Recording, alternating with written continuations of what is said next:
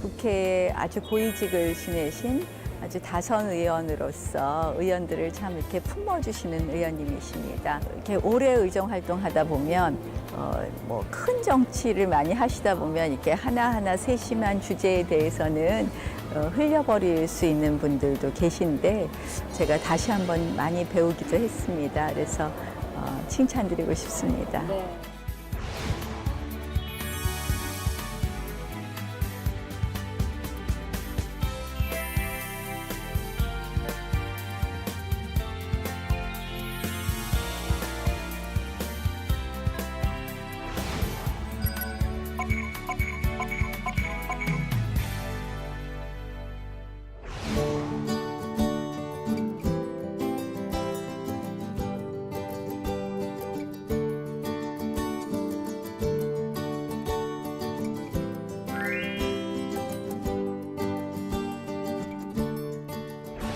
네, 인터뷰 릴레이 칭찬 오늘의 칭찬 주인공 박병석 의원님이십니다. 의원님 반갑습니다. 안녕하세요. 반갑습니다. 예. 네, 의원님 나경원 의원께서 예. 의원님을 칭찬을 해주셨는데요. 저희가 칭찬하시는 분 그리고 칭찬 받으시는 두 분의 모습 오랫동안 기억을 하시라고 특별히 준비했습니다. 의원님께서 한번 직접 열어보시겠어요? 고맙습니다.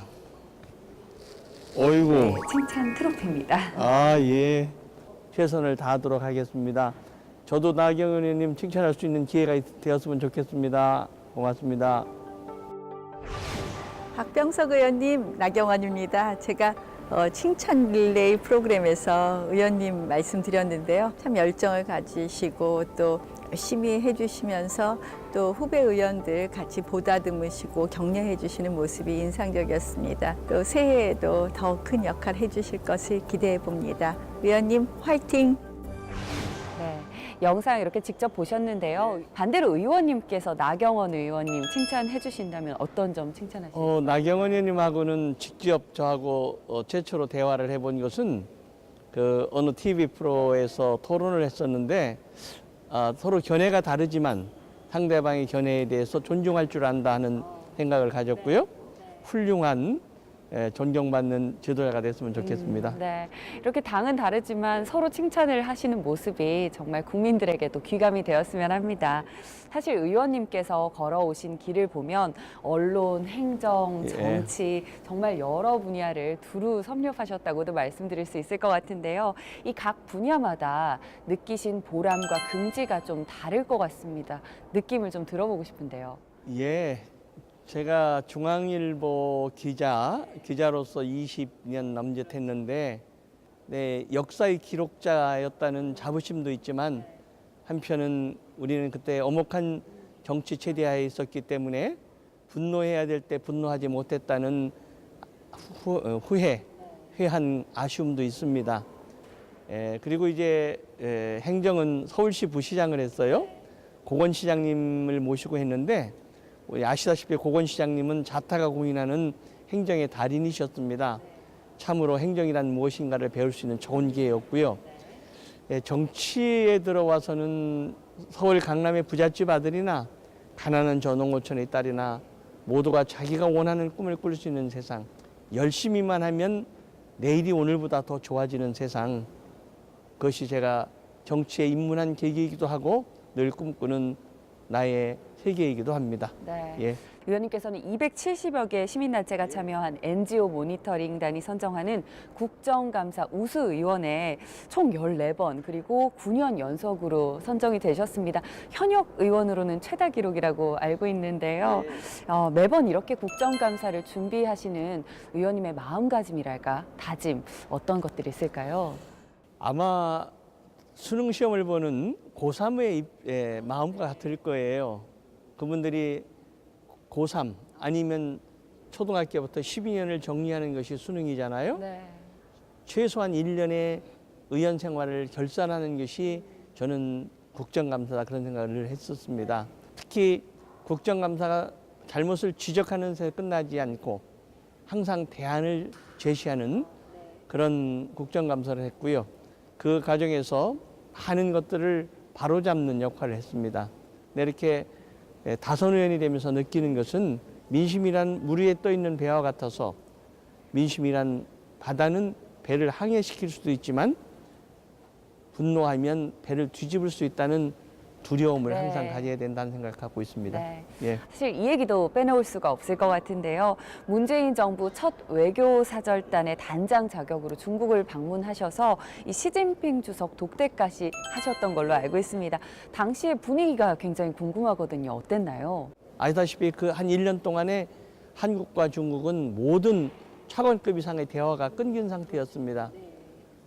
그 단장이 됐다는 기쁨보다는 이 한중 관계를 풀어내야 된다는 중압감이 훨씬 컸죠. 한 70시간 정도 머물렀었는데 제가 의정 생활하는 오선의 어느 기간보다도 가장 긴장된 시간이었고요. 시진핑 주석을 만난다는 아무런 계획이 없었습니다. 딱 하나의 계획은 1대1로 회의에 대한민국 정부 대표단 단장으로 대표단을 이끌고 간다는 네. 거에는 그러한 아주 특이한 형식이 됐었고요. 제가 만나 뵙고 문재인 대통령께서 전하시는 말씀을 중국어로 전달을 했습니다. 시 주석께서 문재인 대통령에 대한 신뢰의 표시, 기대감, 그다음에 한중 양국이 양국뿐만 아니라 아시아와 세계 평화에 미치는 영향 이런 등등을 큰 틀을 말씀해 주셨고요. 한중 관계의 최악의 관계에 우리 시진핑 주석을 만남으로써 대화의 물꼬를 텄다 하는 자부심은 있습니다. 네. 예. 그럼 이번에는 이 박병석 의원님께서 칭찬하시는 분은 누구실지 어떤 분이실지 먼저 좀 말씀을 들어보고 싶습니다. 국회 내에서는 제1의 예산 전문가고요. 본인이 오랫동안 그 정통 재무관료 예산을 담당했던 네. 사람으로서 자기가 근무했던 부서에 공무원들도 배려할 줄 알고요. 그리고 자기의 주장도 피면서 상대방의 입장도 경청할 줄 아는 것이죠. 국회일이라는 게 가끔 긴장되고 때로는 화가 나는 일도 있는데 네. 늘 밝은 표정을 지세요. 쉽지 않은 인품을 가지신 것이죠. 예. 그렇다면 박병석 의원님께서 이렇게 여러 칭찬을 해주신 이분 누구신지 의원님께서 직접 말씀을 해주시죠. 예. 장병완 의원님이십니다.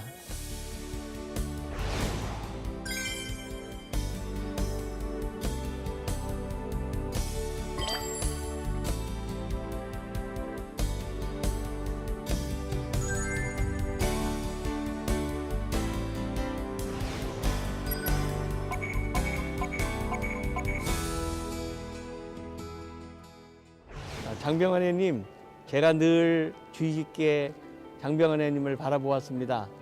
배울 점이 참 많다고 생각했는데요.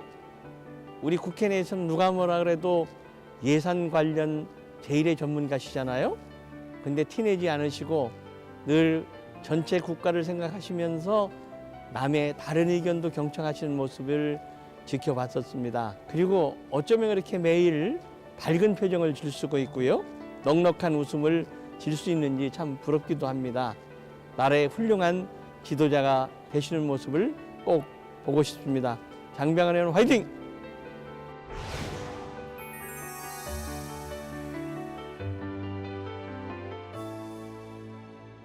오늘 그 칭찬을 저희와 함께 해주신 박병석 의원님 진심으로 감사드립니다. 고맙습니다. 예, 감사합니다.